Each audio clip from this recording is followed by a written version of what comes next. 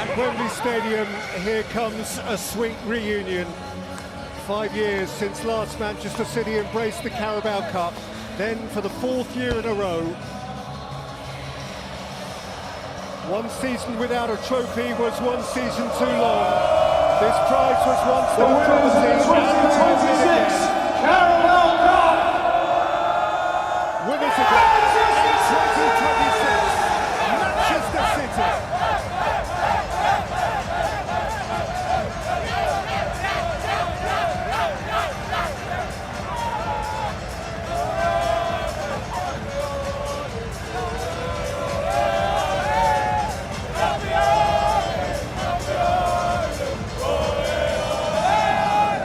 On the League Cup for the 7th time in the 21st century, the 9th time in their history.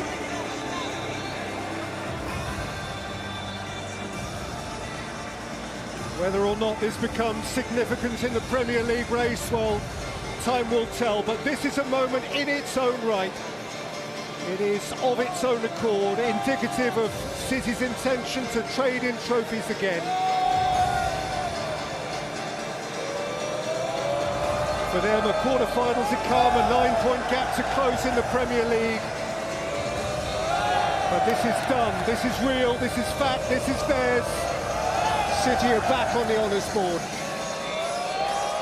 Yeah, he's a master, Pep Guardiola. He knows how to win. And there's a lot of young players that have contributed enormously today. Trafford, Nico O'Reilly, Kusanov, establishing themselves in a new Manchester City team. And you can't keep them down, and you can't keep Pep Guardiola down. And those Arsenal players, the masters up top, the pupils are down below, watching on, hoping that in a few weeks' time that they can return the favour. For Arsenal, the quadruple no more. For them, there is Europe still to conquer, the Premier League. I'm sure Pep wasn't man of the match. Perhaps he's just the messenger.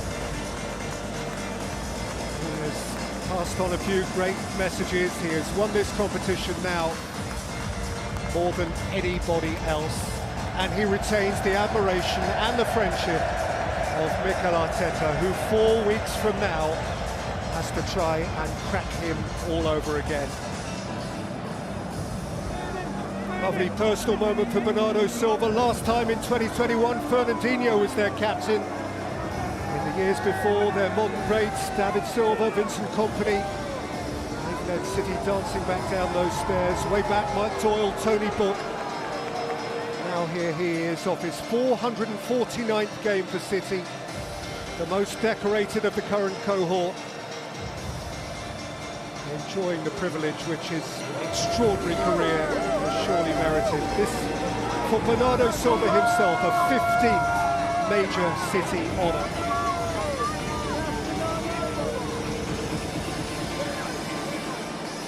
Still no Wembley goal for Erling Haaland, but a big, big Wembley smile this time. Nico O'Reilly stole the headlines, and Manchester City, as has been their habit for a decade and so much more, have stolen the prize, better than stolen it. They deserved it, they merited it, and they will carry it home with pride and joy.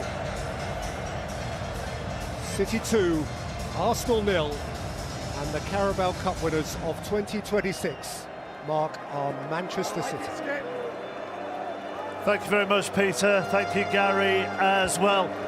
You noticed something in all of that, Jamie, with Pep Guardiola and his body, maybe not occasionally on that balcony, but certainly in the build-up to it, and now you noticed something in his body language and demeanour. Even his celebrations, Mark, when he's, I mean, at one point I thought he could have 2-foot the hoardings. He nearly put his foot through it. This would mean a lot to him. Obviously this year people were talking about Manchester City, are they the same force in transition, lots of different things like that. Everyone's spoken so highly about Mikel Arteta. He's shown today he's still the governor.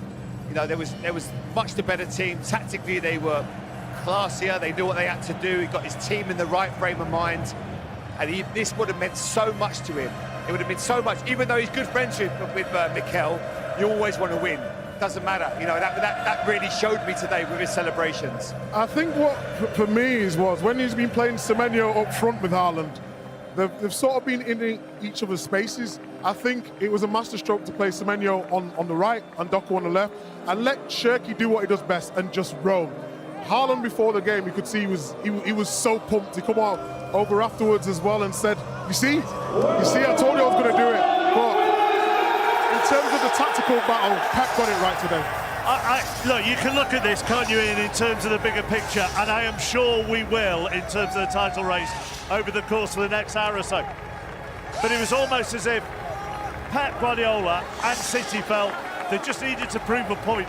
They just needed to prove a point to the apprentice or to the team that could take the title. Don't forget about us. Yeah, but you can't forget about them with the quality they got, the experience they got, and in the end, you know what I mean. They just, I thought they picked it on the fact that we started pretty well. We should have. The chance that Kai Havertz had, it proves you have to try and take them chances, because once City got moving in it, comfortable, it really did look like we didn't have too many options of what we were doing, especially when we started. We couldn't get out of our half. They pressed us high. We knocked it long. We couldn't keep it. And then we couldn't play the ball through the midfield. But they've got to get the credit for City, what's gone on. Everybody's knocking City about what they've done this season. They've not been quite the same. But what they've shown again in the final is what they're capable of doing. They win finals. They win big games. And they control it as well, don't they? Well, they did control it, and I think that we made it a lot easier for them to control it. Too many people had poor games for us. Obviously, the mistake from the goalkeeper is one that, you know, we could go into that debate about the second goalkeeper and the sentiment and all that rubbish. But the fact is that it's a final, and the mistake from the second goalkeeper has cost us, and then they scored soon after that. And then, you know, we kind of lose our way in the game before we could get the substitutes on. I think as well, Manchester City. Before the game, I questioned with Kusanov playing at centre-back with Ake, who's not had a lot of football for a while. I thought maybe that's an area where Arsenal could exploit them. It didn't. They never made any difference. They were still very good defensively. They were organised. Rodri in midfield ran the game. And I just think Cherki has given Manchester City, not just Manchester City, I think football, there is so much to it that I love about how he plays. We see so many players now, they keep it simple, they play in the pockets. That freedom, that fabric, he's the sort of player that I want to watch when I watch football. Doing the skills, that might get a little bit of stick when he's keeping the ball up. No, I don't care. Why not? I love it. I don't care what people say. We see goalkeepers doing drag backs and putting their foot on the ball. I think he's got something about him. He's different, and that's what the football needs.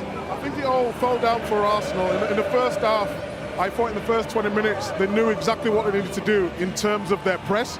In that second half, they did what Arsenal have been doing in recent weeks and going really low. Then you allowed Man City to get on the ball, be confident, and then they just couldn't get out.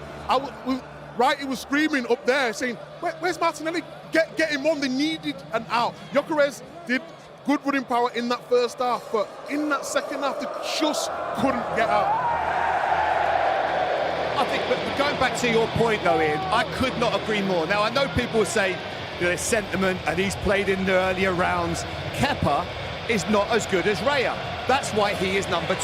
So why, in a major cup final, when you're trying to get across the line, you've not won a trophy in so long, that you decide to play him?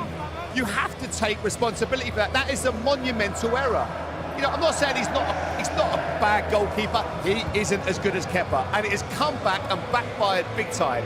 Now you could turn around and say, well, Trafford's not your number 1 either. Well, that's a very valid point to come back at you on. We didn't even get tested, so we got one really good save in the first. Three really good saves. After that, he hardly had to touch the ball. It was easy for him. Yeah, but I just don't think it was it's the right. That's not me being wise after the event. I said it before the game. No, I think you're right. When you asked me the question about goalkeepers at the start, Trafford was brought in as a number 1. He was ready. It's just that Donnarumma became on the market. Raya, and the difference between Raya and Kepa, he's so big. So in a big game, you're thinking, you've got to go with Raya. Look, we can talk about it after, like Jamie says, but ultimately we're talking about it because it cost Arsenal the game. And that is the moments we talk about in football all the time. If he had a worldie, wouldn't we talking about it now? Yeah. We were giving him praise. Unfortunately, that is the case. Well, the gamble didn't work. It didn't pay off. Like Trafford, obviously, he's done well because that save was a great save at the start.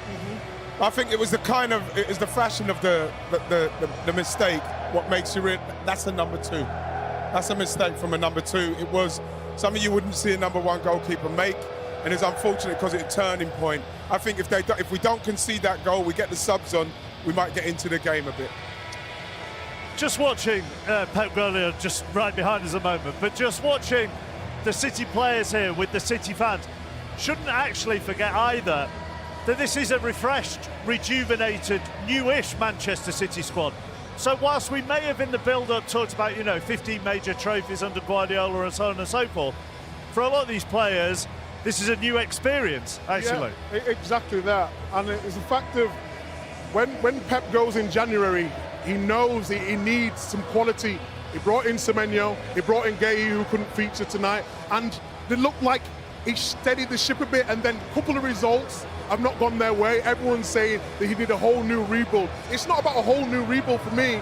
It's more just tweaking certain situations. Man City, when they can control the game, they're perfect. Where they've struggled at times is when in midfield they need that little bit more energy. Jamie's perfectly right when he talks about Cherki. Off the ball, Cherki won't give you what some of the other players can give you, but on the ball, it gives you just that impetus to go forward with that quality. And these players are still young, they've only got time now, and this team will only get better. They've fallen short of their standards, of what we all expect of Man City. That's because Arsenal have been so good, and they've found ways to win games. The difference is now is what Man City can do going forward. Arsenal today had nobody really to get their foot on the ball and make them play. Havertz is not that player. He's not the sort of player like an Odegaard or an Eze in midfield. Saka's off the ball at the moment. You're not going to see him running beyond anyone. Trossard wants to come into pockets. I think Kusanov did a great job defensively against Arsenal. Zubimendi, we know our quality he's got. Even he couldn't get going today, But it's a lot to ask for him, isn't it? Yeah.